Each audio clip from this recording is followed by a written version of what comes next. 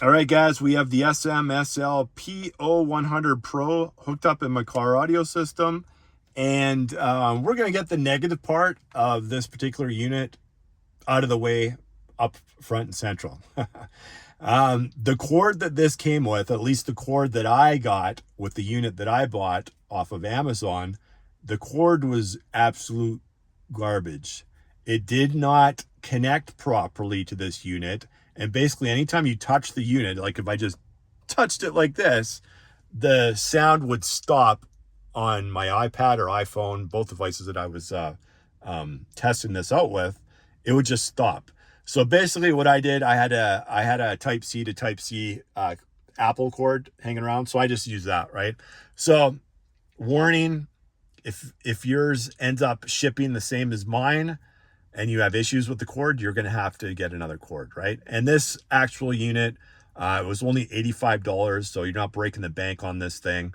But just bear in mind, you might have to buy another cable if the one that you get is kind of finicky like the one I got, right? So now that that's out of the way, I tested this via optical out and coaxial digital out. I did not test this via the I2S output, right? As far as I know, for DSPs, the only one that has that input, I believe, correct me if I'm wrong in the comments, but this Zapco 16 channel, I think it's, what is it, the HD DSP? I believe that has this on it, but I don't think any other DSP does, or not any of the ones that I've seen anyways, right? All the regular DSPs do not. They have usually optical and coaxial digital or both, right? So that's basically how I tested this unit. And the music streaming services that I use, that I usually bring up every time I do the video, Apple Music is kind of like my primary, just because it's a little cheaper, right? But I still like Tidal, so I use Tidal as well. And I actually got, it's been a while since I had Amazon HD, so I tried that out again for the last 3 months. Well, not the last 3 months, but I got a 3-month subscription to that, which was free, right? So I'm testing that out again. I don't have it on the iPad, but I tested it out on the iPhone, right? And so those are the ones I use to test this unit. And the first thing that, if you're going to hook like this up in your vehicle, once it's hooked up, the first thing that you want to do, that some people already know about because they've had either like the S.M.S.L PO100, or they've had like a topping D10 or D10S or D10 balance in their vehicle. The first thing you want to do is actually, you want to connect either your iPad, iPhone, Android phone, tablet, whatever you're using as your source. You want to connect that to your car, right? Via Bluetooth. So we're going to go in here, and you can see my Bluetooth is off, right? It's off on here. So I'm going to turn that on, right? And for Chrysler, Dodge, Jeep, I'm using Uconnect. So sometimes it'll prompt me and I'll have to connect to it, but I've already connected. So you can see on there it's connected, right? So I can get out of here. And now I'm just going to kind of show you guys, if I go into Tidal now, right? And you can see it's going to change on here, right? So I'm in Tidal right now. I'm going to track skip it, right? Some U2. You're going to see U2 come up on there, right? So the reason you do this is because a lot of people, the reason like they like Android Auto, Apple CarPlay, is they can switch their tracks and whatnot via their steering wheel controls, right? So I'm just going to show you right now. I'm just going to skip the track up. As you can see, I'm not touching the iPad or my Uconnect, and I'm just going to change it now. All right. So you can say it takes a little bit longer because it's connected via Bluetooth on there, right? I'm going to switch it again. This is going to be the same album, so you can't see it as good. But once it switches over to another album, you'll see it switch on there, right? So now if I'm driving and I'm using one of these devices, the S.M.S.L PO100 Pro, I can actually change my tracks with my steering wheel controls, right? Which is nice. It's not doing Bluetooth audio. This is only to change the tracks. That's it, right? So that's kind of a cool feature that I always like using if I'm using like the topping, like I said, topping D10S balanced, just the regular topping D, which was the old one, right? Or an S.M.L PO100 or the PO100 Pro. It's a great option because people love that. You know, your hands are on your steering wheel, right? You're not going over here to change anything or that type of thing. A lot of people just like that convenience, and that's something that you can do if you're using one of these products, right? Obviously, you need a DSP with one of these products, right? Because you're going to go digital out. The whole reason why you're using one of these products is because you want to go digital from either your iPad, iPhone, Android phone, or tablet, or whatever else you're using. You want to go digital from this into here, into your DSP, right? So it's going for the best connection possible. Obviously, you can get better connections, right? Because all digital connections are not created equal, right? So if you go into really high-end stuff, they usually have a better digital output on there, which will be better in the long run for, well, not the long run, it'll be better, period, right? Because they just, you know, there's better components in there and they just do a better job. But this still does an excellent job. But that's just kind of one of the features I wanted to show you right off the bat, because I think that's probably one of the most important features that people are looking for. Can I still change the tracks via my steering wheel controls? And yes, you can. You just connect it via Bluetooth. And like I said, I'm not connected on Bluetooth on here. It's digital coax, right? Because I got the digital coax cable coming out of here. So I'm just going to show you guys. You just have to remember too, as you can see, it says Bluetooth on there right now, right? So if I wanted to have the Bluetooth audio, which I don't, but if I did, I'd have to switch this over to digital. You can hear it now. That's actually just Bluetooth audio going through there. But we don't want Bluetooth audio because that's the whole point of buying this, is not to have Bluetooth audio. You want the best audio quality possible coming out of one of these units, right? So you just have to remember, once you've connected this unit to your stereo via Bluetooth, you got to come in over here, hit that, and we want it on the S.M.S.L USB audio, right? So click on that. Right now we're good. Now when we're changing tracks and everything, we're not getting the Bluetooth audio. We're getting coaxial digital, which I'm going to show you right here. Right? Good old Beach Boys. So as for that, I guess the other option that you're probably, you know, it's not really an option, but I'm going to get out of here, right? Actually going to stay in there because I'm in title, and I'm just going to put on an MQA song, right? So I'll put on some Nirvana on here, right? So Nirvana's on there. This is MQA, and you're going to see, I'm just going to get in there. You're going to see that color light up. See? So MQA. And I already went through the settings, so you can go back and look at that, and you'll see what each color means. You can see the MQA light up there, and then you can see the DSD light up on there, right? So that basically, if there's a PCM song too as well, that'll light up. So things will change depending on if it's MQA, if it's not MQA, and pretty much all the settings, like 24 to 96. My battery's almost dead on this thing, but I wanted to show you guys those specific settings right away. Chances are you're never even going to see this anyways, because it's going to be hidden, right? This is just, obviously I just put it right here so you guys can see it, but you're never probably even going to have this thing shown. It's going to be tucked away somewhere, and chances are once you hook it up, that's it. You're never going to touch it, right? And it's pretty, like I said, it's pretty straightforward. If you're connecting it to like your phone or your iPad, tablet, Android device, whatever, depending on what it is, if it's an iPad or an iPhone, this will charge by itself, right? Or I should say, if you're using an iPhone, which I forgot to mention, you're going to use this, right, with an iPhone, and you're going to use, this is basically just the camera, the lightning to USB camera adapter, right, from Apple. If you're going to use this with your phone, you don't need to charge this piece in order to power this. It powers it by itself off the phone. It's just if you wanted to charge your phone at the same time, then you'd have to actually put your lightning to USB, which is basically another lightning cable with the USB like you see there. You just plug that in the bottom of that and that would charge it, right? So you can get the other version for the iPad, like the type C version too, if you want, and that'll work the exact same way as this product, right? It looks almost identical, only this part's like a little bit bigger, and it's a type C instead of lightning up at the top. It works exactly the same as that.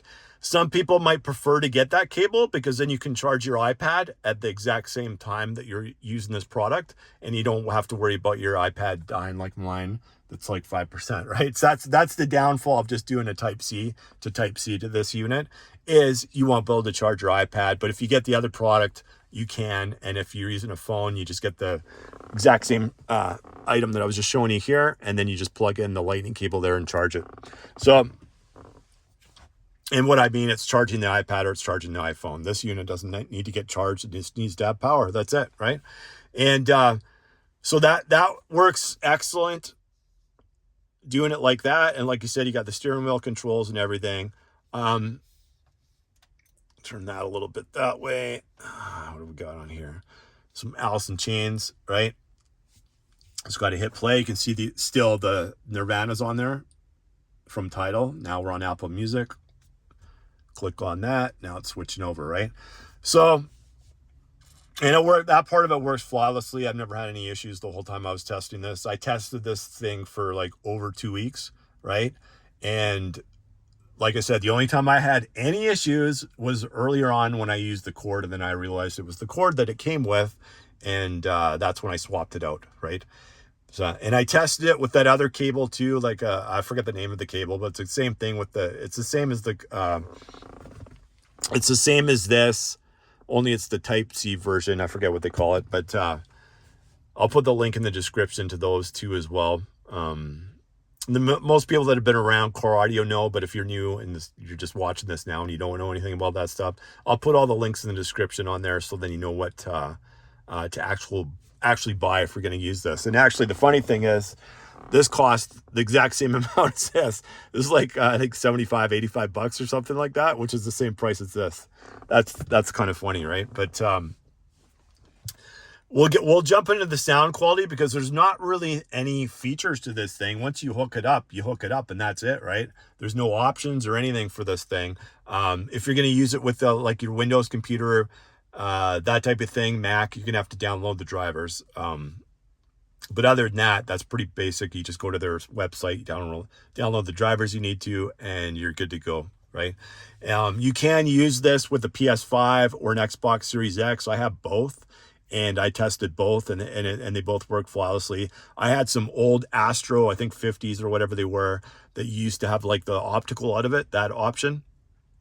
So you can actually use this with that now, and it worked good. It gives you that digital signal right to it, and it worked out excellent, right? So that's another way you can use something like this. It's a pretty versatile thing, and then of course you can use it at home for whatever you want if you need a digital connection too as well, right? And that's mainly the guys at home that would probably be using this. They'd probably probably use coaxial and optical for the most part, but then it does have that I2S, which you can actually use, which more home products have that than core audio products. But there's not a lot of options, so we'll just get into the sound quality. And if you guys know the reviews that I did on the PO100 from S.M.S.L, which is pretty much identical to this, pretty much the same size and everything like that, I would say I kind of slightly like this one a little bit better. The top being D10S, that's still, I think it was, the top being D10S is just built better than this thing, right? I would, to me, I don't mind spending if you're going to charge me $150 and you're going to have like better build quality, but it's the same actual machine, like the same unit, I'll buy it if it has better build quality, right? So the top being D10S and D10 balanced have better build qualities than this, right? I know they have a DAC inside them too, but the majority of the people that are buying a top being D10S, D10 balanced. They're not using the DAC inside it. They're using it for what we're using here, which is like a digital to digital connection, right? So I preferred the Topping D10S over the PO100, the original one. This one is, I think, a little bit closer, right? And like I said, if this had better build quality, I'd probably pick this over the Topping D10S.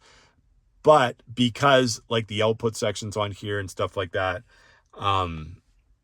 they're just not as good a quality. So when you're plugging in like a USB type C, I mean, the coaxial digital is fine and the optical is fine, but where it lacks, I think that for the most part is like that type C,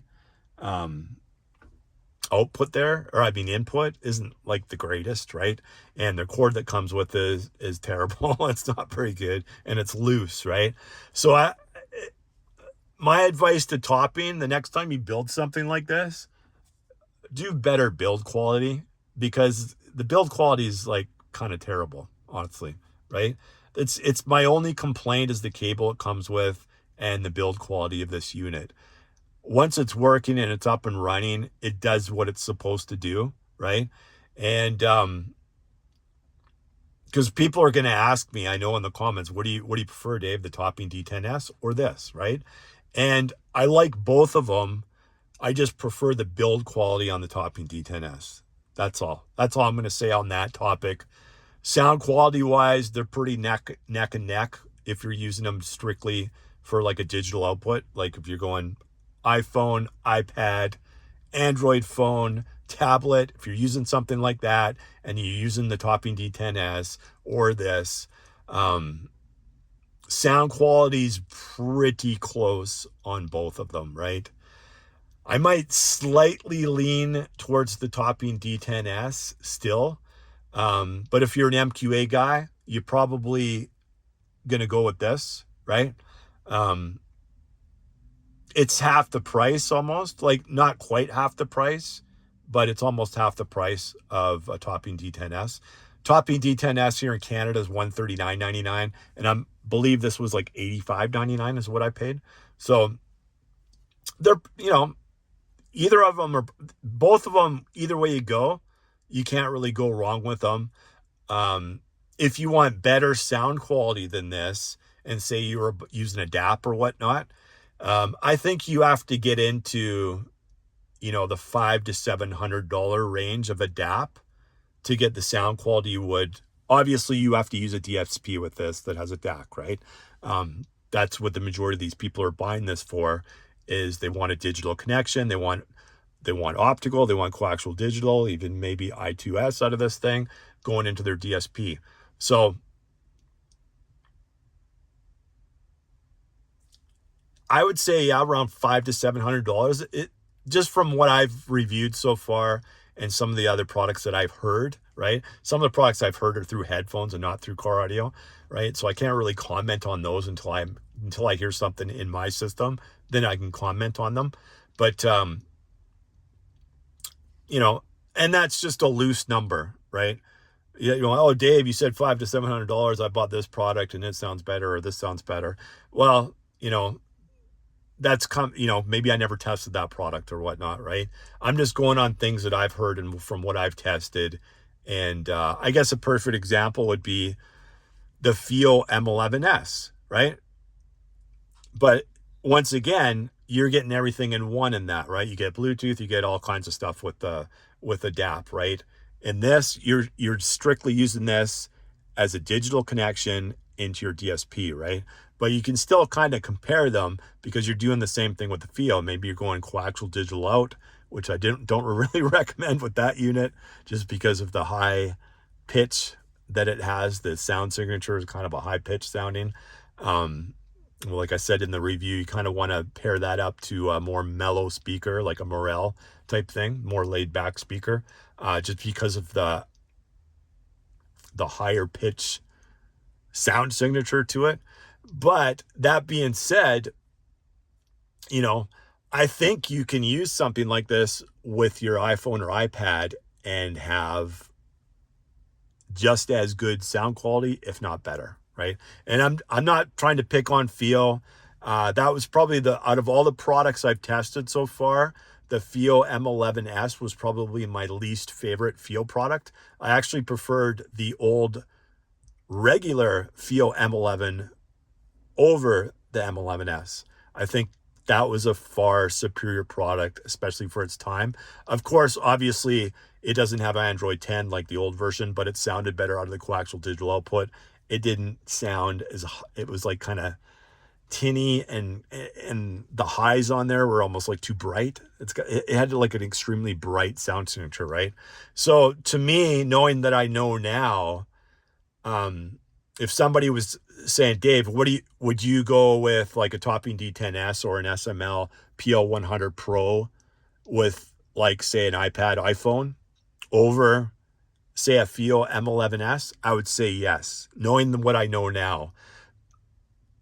Unless you had like some laid back speakers, like a Morel type sound signature, then yeah, I would actually go with this pairing over that, right? But if you get into the M11 plus LTD, then no, I would go with that DAP over these pairings, right? So that's why I say, like, if you're looking at something that's between, $500 and $700, this thing's only $85 Canadian, right? So it's cheaper, obviously, in the States, probably like, $65 or something there. This can get you pretty far. So if you're just starting out in core audio and you have a minimum budget, you can only spend so much. This is an excellent product to go with right away, right? Say you're just getting, an all-in-one DSP amp, or you're going like on the lower range of the DSPs or whatnot, but you still want to use your phone or tablet or whatnot. Go this way. Go this route. It's a no-brainer. Then all you have to do is buy the cable. The cable is going to cost more than the cable here is going to cost more than this unit, right? And actually, all the cables are going to probably cost you more than that. Well, I guess this is like $40 if you had a Type C to Type C cable, or if you had to buy, a product like I said before, something like this, or the other version, the Type C version. That's going to cost you the same as this, right? So, but if you're on a budget, then this is definitely an excellent unit to go with, right? And yeah, there's nothing out there for this price range that kind of pairs with this. And there's my iPad turning off. See, that's the problem. If you just have Type C to Type C, you can't charge it, right? So then you got to buy the other product that I mentioned before. But I'll have everything I'll have this in the description, a link to this, right? If people use my Amazon link, I'm an Amazon associate, so I get a little bit of money from that. I don't even collect it. I put my thing on like, once it gets to $1,000, which could be like a years from now, right? Because I'm not a big channel. But once it gets to that point, then I'm just going to use that money and buy another product, right? To me, it's almost like a business, a YouTube channel. You got to invest back into it, right? So anything I ever get that I ever make off YouTube is just going to go back into like the products, right? Of that, buying products, like even if it's something as small as this, right? Because when you're small, you don't have a lot of people, even though you reach out to people, they're not going to send you their expensive DAPs and stuff like that until you get, 20,000, 40,000, 100,000 subscribers. Then they'll start sending you those kind of things, because then they got more eyes on your channel, right? More views. But when you're small, Fio is the only company so far that actually has sent me anything, right? And they sent me like the BTR7 was the first product that they sent me. And it was great. But you guys can see from my channel before that, I had tons of Fio stuff on there because it's something that I was already interested in before I even started this channel, right? We will get into other other brands too. Like there's some Ibasso stuff I wouldn't mind checking out. There's some Shanling units I wouldn't mind checking out. Can's got some units. A.S.T.L and Kern, I'm not really interested in anything A.S.T.L and Kern has. Even the SB3000 so far, I actually got to hear one through headphones, and it sounds worse than the SB2000. So it has better software, updated software, but listening to headphones, the SB2000 is still the king of A.S.T.L and Kern for sound quality, right? So that's actually still the only unit I'm even interested with S.M.S.L and Kern. And then after S.M.S.L and Kern, I'm more interested in the other brands that are out there. They tend to do a little bit more, like even with the FIO stuff, you usually get coaxial digital out, that type of thing. So even Ibasso does, they just do it a different way. So like I said, anything I ever make, and you don't make much, 2,000 something subscribers on here, you might get like 30 bucks a month. That's it. I think that's all, 30, 40 bucks a month or something like that. You make off YouTube's, off the ads and stuff like that. It's nothing. It's like coffee money or whatever. But anytime I make anything off of that, I basically, like I said, I just take that little bit of money and I'll go buy something like this, or buy something like the next couple of products that you're probably going to see. Like the Weem Pro will be my next review after this one. And there's always great budget products out there like this that a lot of people are interested in, and you don't have to spend a fortune to get really good sound quality in your vehicle, right? The most important part of your vehicle in car audio is actually where you mount your speakers. So it's the installation, and then it's the tune on your DSP. If you go the route of a DSP, it's going to be the tune that's going to make the biggest difference. But of course, your products have to be installed properly in the proper location. Otherwise, none of this stuff ever matters, right? But I'm recommending this, even though the cord sucks that comes with it. Lots of people have other cords that are better than the cord that comes with this that are lying around anyways. So just use the one that you got that's better than the cord that it comes with. So I'm still recommending the S.M.S.L PO100 Pro to people out there.